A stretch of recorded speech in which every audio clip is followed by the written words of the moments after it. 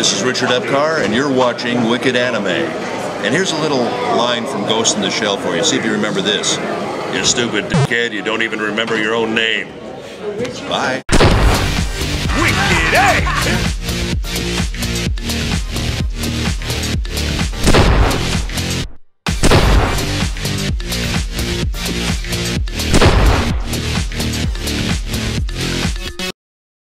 When you think of a story as old as Aladdin, most people in America, especially if they were born in the 90s, would think of this. No! As anyone would be able to guess, there's been quite a few reiterations of the story. I bet most of you didn't know that the original Aladdin was written to be set in China, and Aladdin himself was Chinese. But don't tell that to Japan. We wouldn't want them canceling their new series, Magi. Magi is the anime adaptation to the manga published by Shogakukan, about a young boy named Aladdin, a traveler who has a thirst for adventure. And a hunger for boobs. Already off to a good start. Okay, so Aladdin wields this magic flute that holds a powerful genie named Ugo.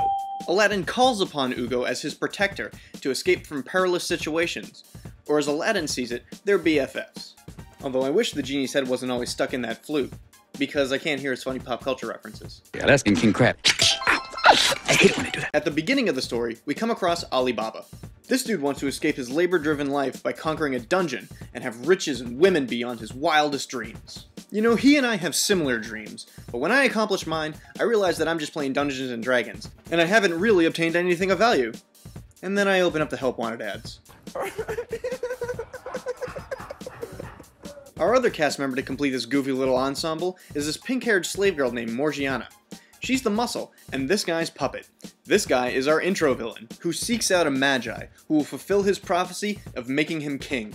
He reveals that Aladdin is to be said Magi, based on his display of high-level magic and his ability to see unnatural amounts of shiny butterflies. But Aladdin is still too young to even understand what this guy's talking about, or to even know his place in the world. How is he supposed to even pick a king when he doesn't even know the common courtesies of owning slaves? You know, when the show starts out, it seems like we're going to be on this silly little ride based on the ways that the characters meet each other and they interact with one another. But we quickly learn that the show can take a dark turn in a matter of seconds. Strangely enough, it does it well. With the ways that the show travels across the emotional spectrum, you still feel like you're watching the same show when it transitions from, ah, yeah, to what? And it looks like we're going on a journey too, folks. Aladdin and Alibaba decide to become friends and team up to travel the world in search for riches and adventure. That's no exaggeration either. They really take time to sit down with each other and talk about it.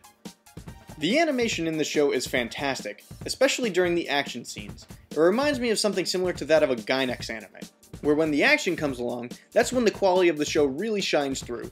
But there are also these moments when they take the characters and Super D them into these comical chibi characters. This is out of place moment number 1.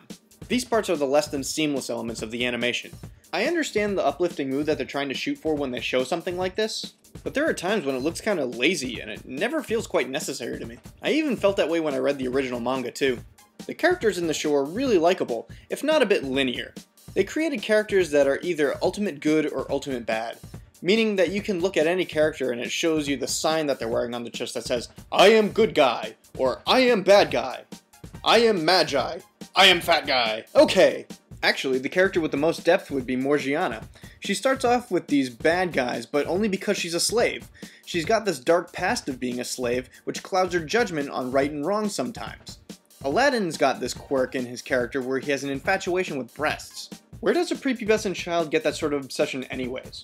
Other than to give the audience a bit of fan service. Well, there is no reason. And that gives us out of place moment number 2.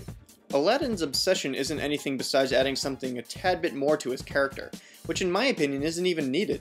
The story and his character both hold up and he's interesting enough without even having to be so touchy-feely. If there's anything that we've learned in the past 2 years, it's that friendship is magic. And magic is sparkly butterflies. Magi brings a not so much deep, but good character element to the table, and tells a story that makes you root for the good guy to win over the bad guy. Every episode brings a fun adventure with great action and animation, and even successfully taking on the challenge of mixing humor with darkness. I originally fell in love with the manga to this series, and thus far, the anime does not disappoint. There are plenty of places to go and people to meet. I give Magi a wicked B+.